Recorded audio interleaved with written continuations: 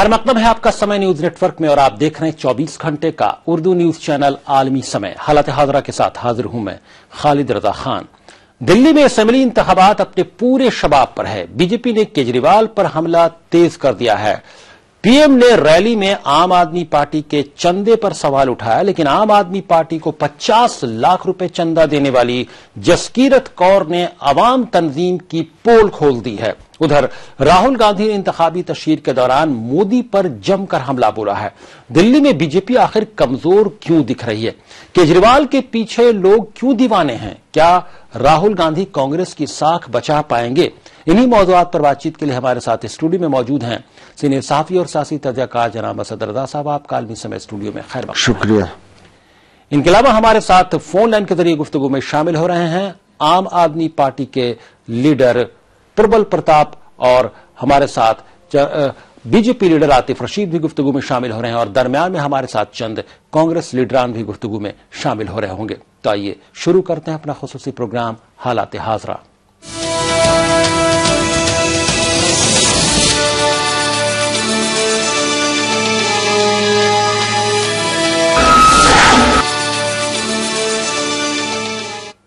Delhi assembly इंतखाबात में वज़ीर-ए-आज़म मोदी ने अंबेडकर नगर में रैली की। रैली में बोलते हुए आम आदमी पार्टी पर खूब निशाना लगाया।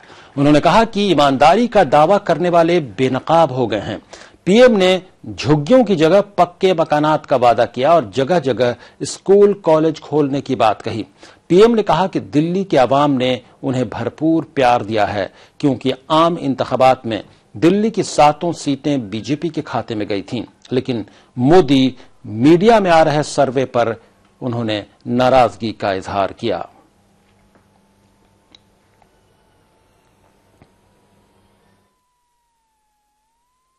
जनता झूठे भ्रम वादे अपप्रचार ये कभी जनता के गले नहीं उतरते हैं।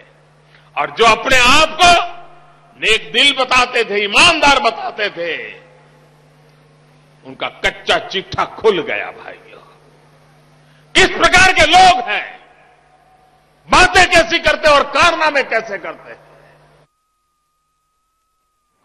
एक तरफ मोदी चंदे को लेकर केजरीवाल पर निशाना लगा रहे हैं, वहीं आम आदमी पार्टी को 50 लाख रुपए चंदा देने वाली जसकीरत कौर ने अवाम तंजीम की पोल खोल दी है।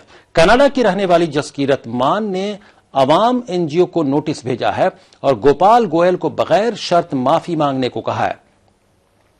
गोपाल गोयल ने आम आदमी पार्टी पर हवाला के जरिए चंदे के बहाने ब्लैक मनी लेने का इल्जाम लगाया था। आपको बता दें कि मंगल को गोपाल गोयल ने जसकीरत मान का हवाला दिया था।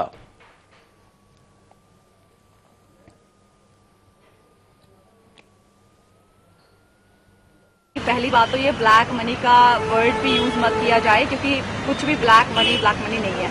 और जो चेक्स की वो बातें कर रहे हैं, वो मैं कल से एक्सप्लेन करने की यही कोशिश कर रही हूँ कि वो सारी की सारी फेक चेक्स है। और लकीली मैं सबसे पहले एएनआई का ही थैंक यू करूंगी, क्योंकि एएनआई के दौरान जब आप लोग इंटरव्यू कर रहे थे तब मुझे पता चला कि जसकीरत मान का नाम बीच में कहाँ से आया। तो फिर मैंने राइट हुए वो चेक्स देखी और चेक्स देख करके फिर मैंने उनको बताया कि ये सब झूठी चेक्स हैं। तब मैंने एनडीटीवी को भी एक्सप्लेनेशन दी और अब मैं ऑलरेडी अपनी बैंक की स्टेटमेंट्स भी लेके आई हूँ, क्योंकि वो बोल रहे हैं कि ये चेक्स उन्होंने दिया। अब मैंने गोपाल जी को, अवाम को यही बताया कि वो अपनी मेरे को लेके आए कहाँ पर वो डिपॉजिट हुई है। तो किसी तरह का कोई लीगल रेमेडी भी आप अपनाएंगी उनकी तरफ से अगर प्रॉपर जवाब नहीं आया या टाइम बाउंड आंसर उनसे नहीं मिला तो? हम लोग ऑलरेडी डेफमेशन का कर चुके हैं। मेरे एडवोकेट हैं ये अनीस जी, और इन्होंने डेफमेशन का ऑलरेडी उनके अवाम के ऊपर किया। हमारे साथ स्टूडियो में गुफ्तगू के लिए मौजूद हैं असद रज़ा साहब और फोन लाइन के जरिए गुफ्तगू में शामिल हैं आम आदमी पार्टी के लीडर प्रबल प्रताप और बीजेपी लीडर आतिफ रशीद साहब। प्रबल प्रताप जी, आपसे गुफ्तगू की शुरुआत करना चाहेंगे। क्या लगता है आपको, जिस तरह से आम आदमी पार्टी के ऊपर मुसलसल हमले हो रहे हैं, घबराए हुए नरेंद्र मोदी साहब मुसलसल वो के काली रात में काला धन आया है और इस तरह की बातें, क्या लगता है इस तरह के बयानात क्यों दे रहे हैं वो? देखिए, भारतीय जनता पार्टी की बौखलाहट है और ये हार से पहले फ्रस्ट्रेशन है उनकी। जी जी। इसलिए जवाब आपको उस कंपनी के लोग भी बता रहे हैं। अवाम के ऊपर जिस ऑर्गेनाइजेशन ने हमारे ऊपर इस तरह के आरोप लगाए थे, उसके ऊपर मानहानि का शायद दावा करेंगे वो लोग, जो कंपनी के वो लोग। जी जी। देखिए, जिस तरीके से बौखलाहट एक चीज और की है कि आम आदमी पार्टी ने माननीय सुप्रीम कोर्ट को कहा है कि अगर कोई भी इसमें गलती है तो एसआईटी की जांच कराई जाए, हमारी ही नहीं और भारतीय जनता पार्टी और कांग्रेस की भी कराई जाए। इसीलिए ये फ्रस्ट्रेशन और बढ़ गई है लोग।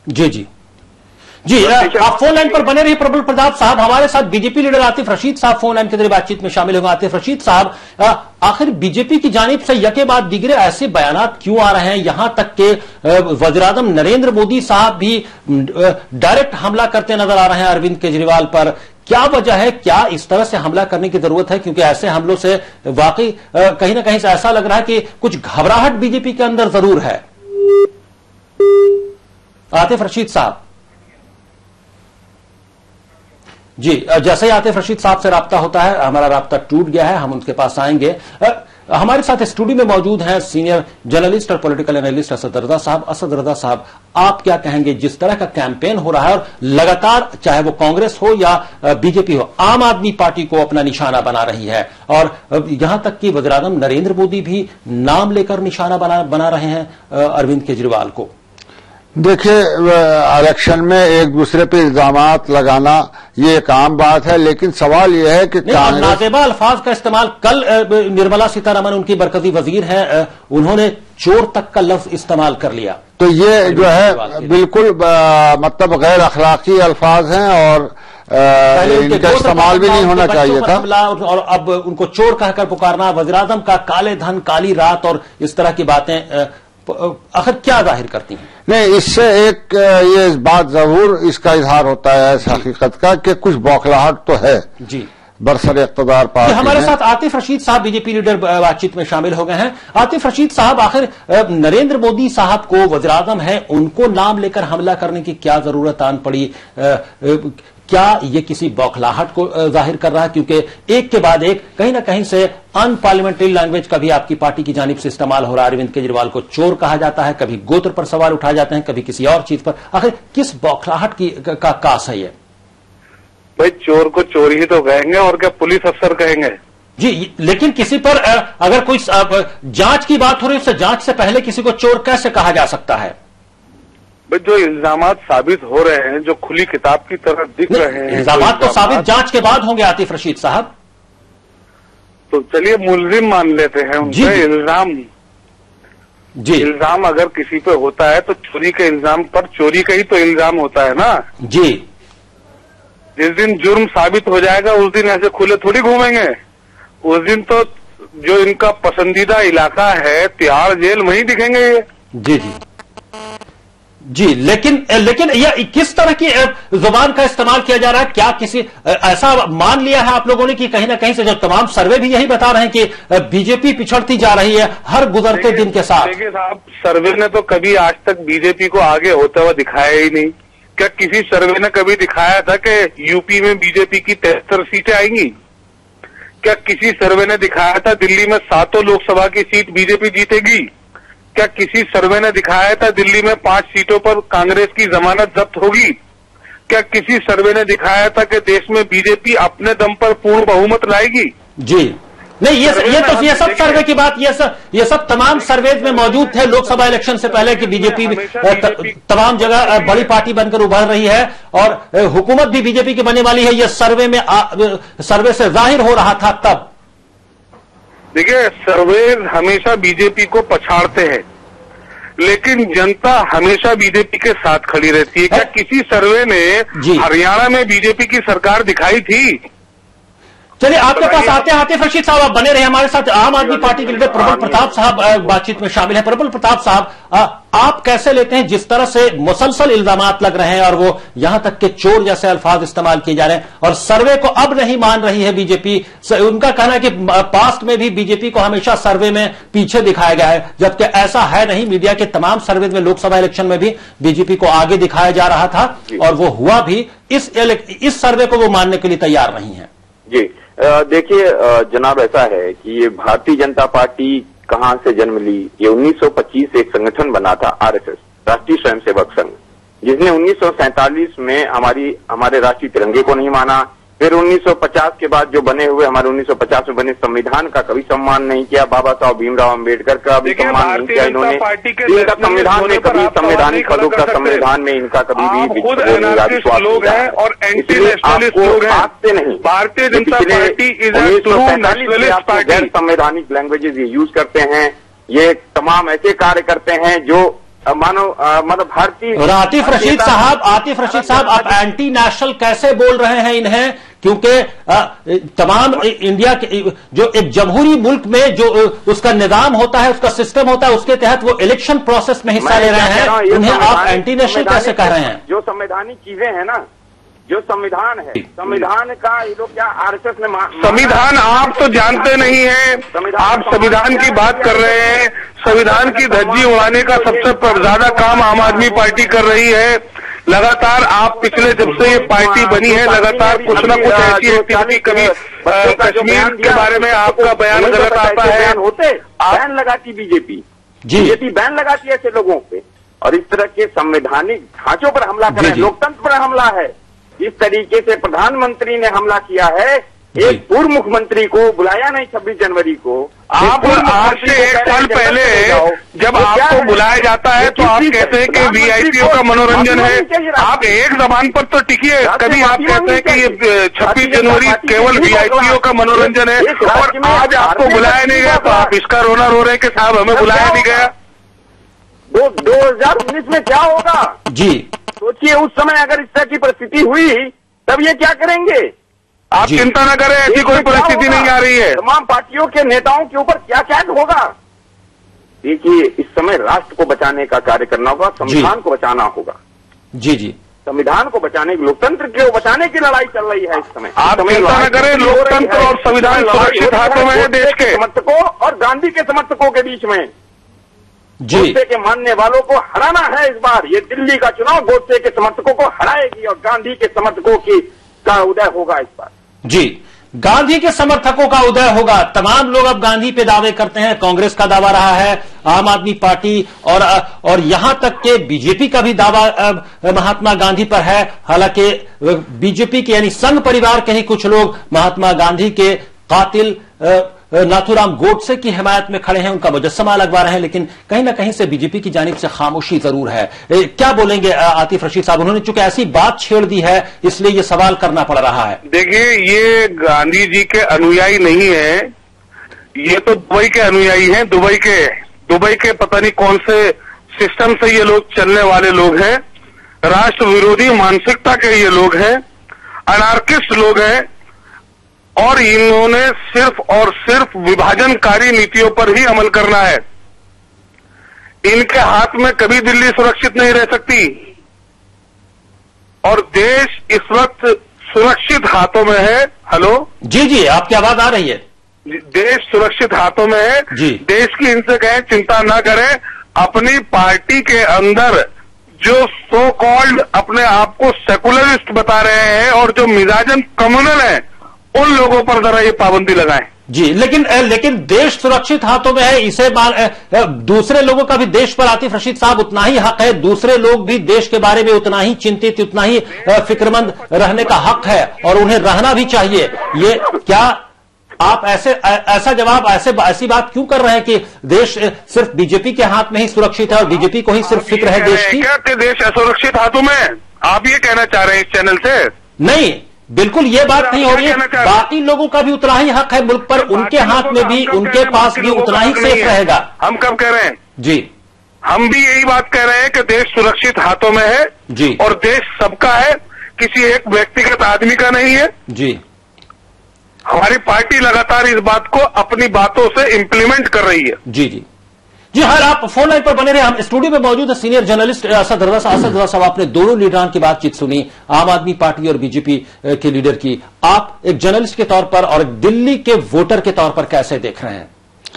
देखिए, ये तो तय है कि जो इल्जामात लग रहे हैं और अखलाकियात से गिरे हुए इल्जामात लग रहे हैं, चाहे किसी भी पार्टी या लीडर की तरफ से, वो काबिल मजम्मत है। दूसरी बात यह है कि जो दिल्ली के आवाम के मसाइल हैं, दिल्ली के आवाम ने कांग्रेस को आजमाया 15 साल तक। इससे पहले बीजेपी कि कई चीफ मिनिस्टर रहे, उन्हें आजमाया। अब मुझे ऐसा लग रहा है कि जो बौखलाहट है सियासी पार्टियों में, उसका एक सबब यह है कि इस वक्त जो मुकाबला है वो आम आदमी और बीजेपी में है।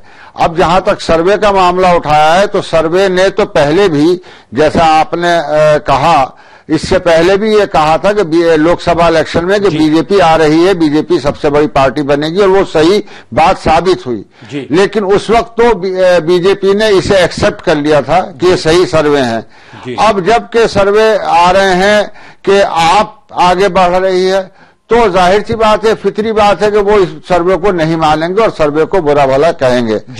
लेकिन एक यह है कि सर्वे पूरी तरह गलत नहीं होते, पूरी तरह अगर सही नहीं होते तो गलत भी नहीं होते, ये तो आवाम ही बताएंगे। एक और सवाल, यहां तक कह दिया गया बीजेपी के लीडरान की जानिब से कि हिंदी चैनल जो है वो चाहते हैं कि आम आदमी पार्टी की हुकूमत बने, इसीलिए वो हिमायत कर रहे हैं, इसीलिए तमाम सर्वे को दिखाने की कोशिश की जा रही है, और सर्वे को सिरे से इनकार भी सर्वे के मुतालिक किया जा रहा है।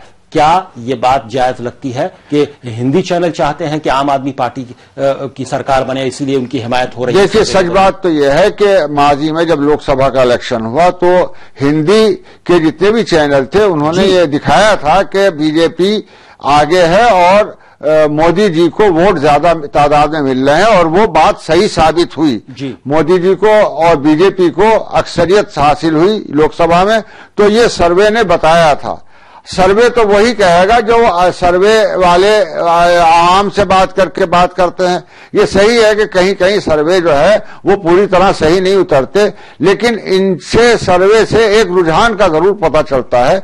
और ये जो अब इल्जामात लग रहे हैं ये इलेक्शन चंदे के, ये सब, तो मैं समझता हूं कि हर पार्टी का, सुप्रीम कोर्ट को चाहिए कि हर पार्टी, चाहे वो कांग्रेस हो, बीजेपी हो या आप पार्टी हो, उसका एसआईटी बनाकर उसका पूरी तरह तज्जिया कराए। सही बात उठाई जो आम आदमी पार्टी ने भी उठाई थी। आतिफ रशीद साहब, क्या लगता है आपको, क्या किसी एसआईटी के जरिए जांच के लिए तैयार नहीं हो जाना चाहिए कांग्रेस और बीजेपी दोनों को? क्योंकि आम आदमी पार्टी ने जब यह सवाल उठाया तो कोई यह गलत सवाल तो नहीं लगता है?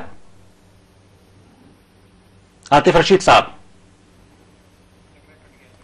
रशीद साहब से राब्ता हमारा टूट गया, लेकिन यह कहीं ना कहीं से जायज बात है, और तमाम सियासी पार्टियों को अपना जो भी उनको चंदा मिलता है उसकी डिटेल्स उन्हें वेबसाइट पर डालनी चाहिए। यह बात कम से कम आम आदमी पार्टी की काबिल तारीफ है कि उन्होंने वेबसाइट पर सारी डिटेल्स डाल दी हैं, जो कि दूसरी तमाम पार्टियों की डिटेल्स उस तरह से मौजूद नहीं है। प्रबल प्रताप साहब, फोन लाइन के जरिए बातचीत में शामिल होने के लिए, गुफ्तगू में शामिल होने के लिए आपका बहुत बहुत शुक्रिया। वक्त की कमी है, हमें लेना पड़ेगा ब्रेक। बहुत बहुत शुक्रिया।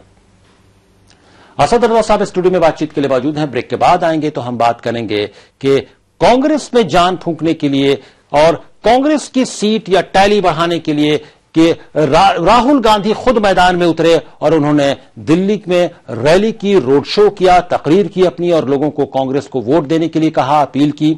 लेकिन क्या जो सर्वे बता रहे हैं उसके मुताबिक राहुल गांधी कांग्रेस में वो जान फूंक पाएंगे दिल्ली में, और कांग्रेस क्या उतनी सीटें ला पाएगी जो पिछली मर्तबा दिल्ली असेंबली इलेक्शन में उसकी थी, या उससे कम सीटें रहेंगी? क्योंकि तमाम सर्वे ये बता रहे हैं कि कांग्रेस की सीटें बहुत कम हो रही हैं। इसके तमाम पहलुओं पर गुफ्तगू करेंगे, और गुफ्तगू में हमारे साथ कांग्रेस के लीडर मोहम्मद सुलेमान भी शामिल हो रहे होंगे। तो आइए फौरन हाजिर होते हैं।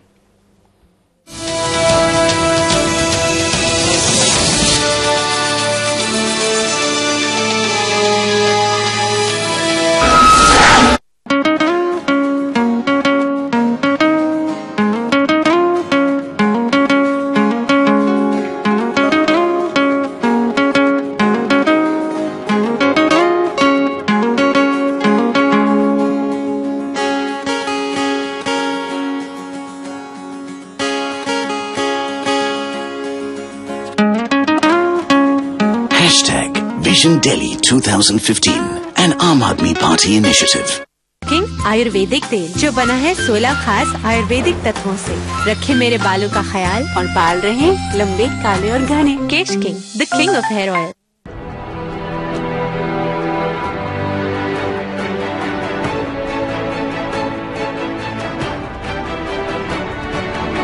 अरविंद केजरीवाल, जनता का सीएम, आपका अपना सीएम।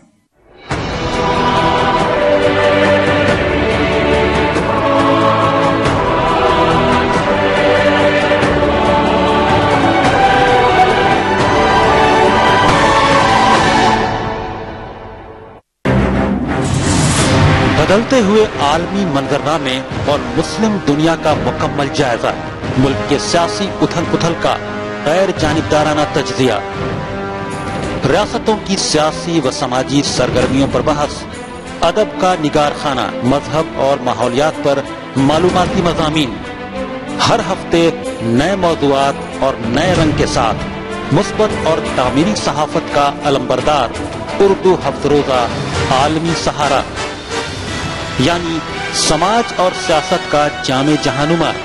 इंटरनेट पर भी कर सकते हैं इसका नजारा। लॉग ऑन करें www.alamisahara.com।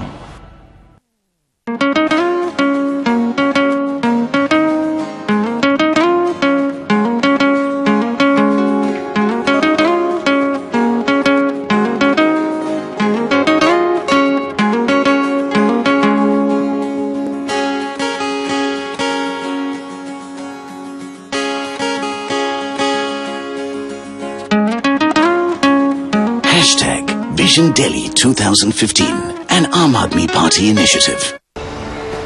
दुनिया बन गई है ग्लोबल शहर, तो जानिए हर मुल्क की अहम खबर, हलचल पड़ोसी मुल्क की या सात समंदर पार की, हालात मुस्लिम ममालिक के या करवट आलमी बाजार की। देखिए आईने आलम रोजाना रात 9 बजे सिर्फ आलमी समय पर।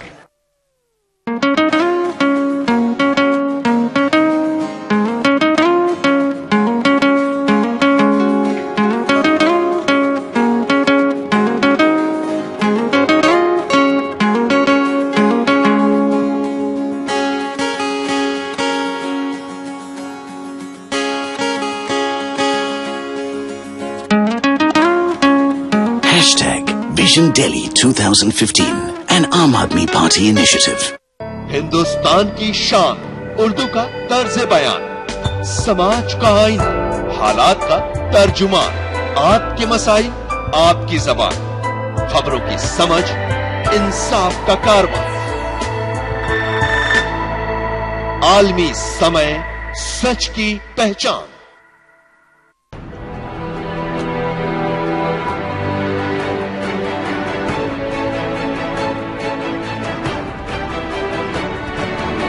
अरविंद केजरीवाल, जनता का सीएम, आपका अपना सीएम।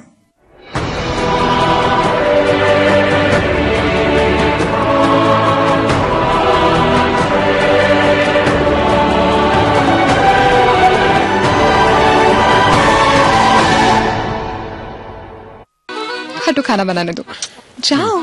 मैं तो सिर्फ थैंक यू कहना आया हूँ। क्यों? अपनी नई घड़ी के लिए। घड़ी?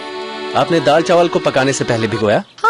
और आप प्रेशर कुकर का भी इस्तेमाल कर रही हो। हाँ। इससे सिलेंडर ज्यादा दिन चलेगा और हम सालाना गैस बिल पर 1000 रुपए तक तो बचा ही लेंगे। आ गई ना मेरी नई घड़ी। बात तो एक ही है ना। खाना पकाने से पहले उसे भिगोएं और प्रेशर कुकर का इस्तेमाल करें और सालाना 1000 रुपए तक बचाएं। Brought you by PCR in public interest.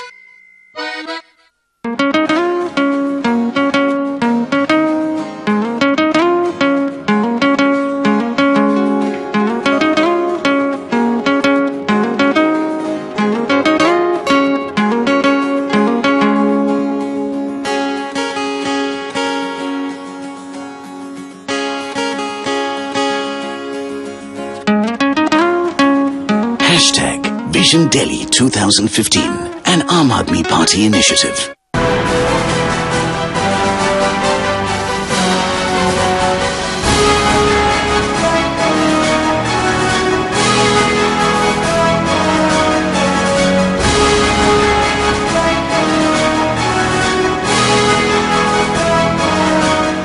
खबरों का महवर बनती हैं जो खास शख्सियात, जिनसे मुतासिर होते हैं मुल्क और कौम के हालात।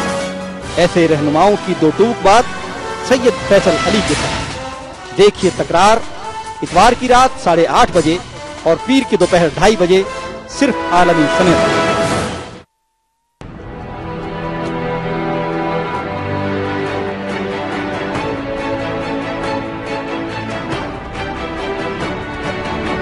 अरविंद केजरीवाल, जनता का सीएम, आपका अपना CM.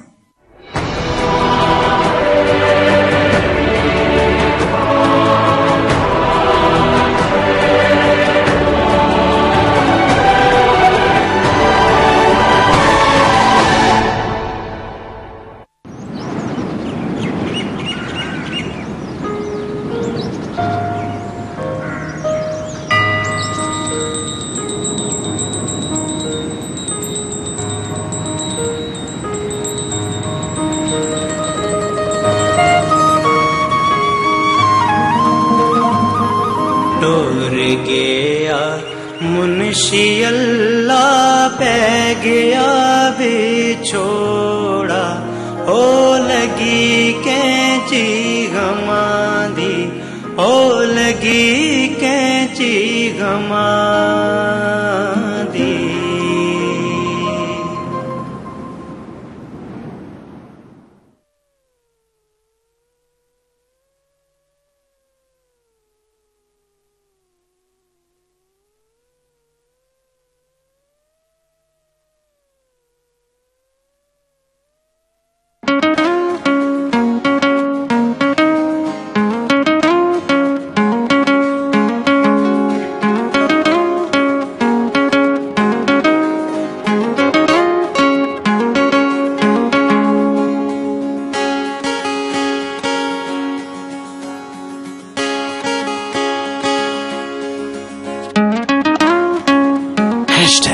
Vision Delhi 2015, an Aam Aadmi Party initiative.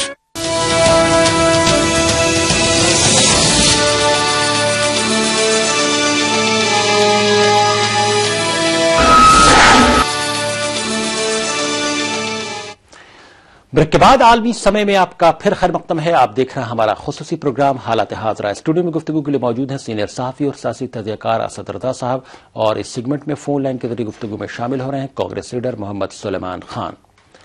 Rahul Gandhi ने मरकज की बीजेपी हुकूमत को निशाना बनाया है। राहुल गांधी का कहना है कि वज़ीर-ए-आज़म नरेंद्र मोदी ने अवाम को सिर्फ ख्वाब बेचे हैं। राहुल ने कहा कि कांग्रेस काम करती है, सिर्फ तकरीर नहीं देती। राहुल गांधी ने कहा कि पेट्रोल की कीमत में काफी कमी आई है, लेकिन बाजार में महंगाई कम नहीं हो रही है। राहुल गांधी ने मरकजी हुकूमत पर कुछ बड़े सनतकारों को फायदा पहुंचाने का भी इल्जाम लगाया। राहुल गांधी ने पीएम के मेक इन इंडिया विजन पर भी वार किया। राहुल गांधी ने कहा कि पीएम खुद ब्रिटेन का बना सूट पहनते हैं और बात मेक इन इंडिया की करते हैं। राहुल गांधी ने बीजेपी और आम आदमी पार्टी के दरमियान साजबाज होने का भी इल्जाम लगाया। मोदी जी आए थे और लोकसभा के समय उन्होंने आपको बड़े बड़े सपने बेचे,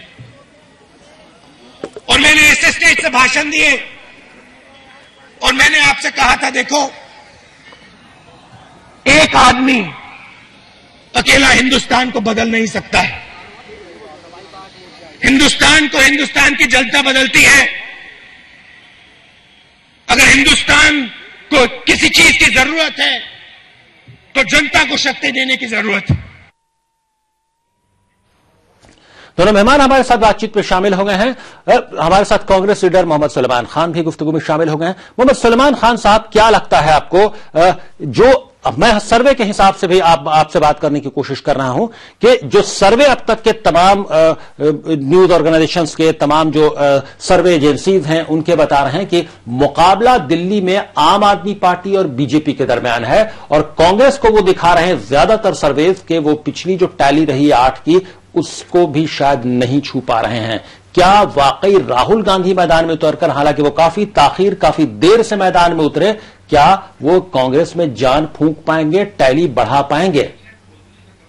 देखिए, सबसे पहले तो ये भी जो भी पोल सर्वे हुए हैं जी, तो ये एक्यूरेट नहीं होते, और ना ही कांग्रेस पार्टी इन सर्वेज में बिलीव करती है। अभी नहीं, पहले भी जितने इलेक्शन हुए हैं 3-4, जब से सर्वेज आते हैं, इलेक्शन सर्वेज, हम ना कभी इस पे कोई कमेंट करते हैं ना डिबेट करते हैं। और उसकी रीजन यही है कि जिन लोगों से आपने पूछा कि आप किसे वोट देंगे, जो आपका पूरा मतलब पैमाना है, पैरामीटर है, उसको वो कितना नंबर बढ़ा पाते हैं। हालांकि कई कांग्रेस लीडरों का दावा है कि कांग्रेस हुकूमत बनाने जा रही है, लेकिन जो हमारे पास सर्वे हैं उसके मुताबिक ऐसा कहीं दूर दूर तक नहीं लग रहा है। बहुत बहुत शुक्रिया मोहम्मद सुलेमान खान साहब फोन लाइन के जरिए बातचीत में शामिल होने के लिए।